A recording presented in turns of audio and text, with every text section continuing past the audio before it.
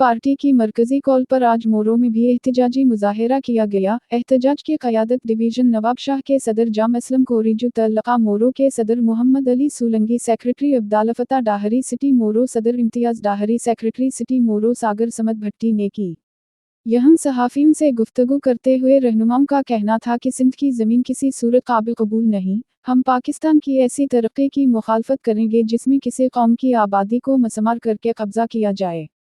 इस मौका पर उत्तर प्रदेश के रहनुमा यासीन सुमरू, ज़ीशान मुस्तफ़ा सोलंकी, फ़र्ज जोड़े सदाम हाशिम बगियो, अहमद खान कोरीजू, मंजूर कोरीजू, रोशन कोरीजू, फैज़ान कोरीजू, नूर हुस्न कोराई, वक़ार भट्टी, SNP के रहनुमा बिलावल दहरी, जसकुम के रहनुमा जगदीश कुमार महरान, सिंधी बॉडी डिवीज़न नवाब शाह के रहनुमा अबरार मोराई, फनकशनल मुस्लिम लीग के रहनुमा असलम अहाब, सोशल वर्कर आकाश कोराई मौजूद थे।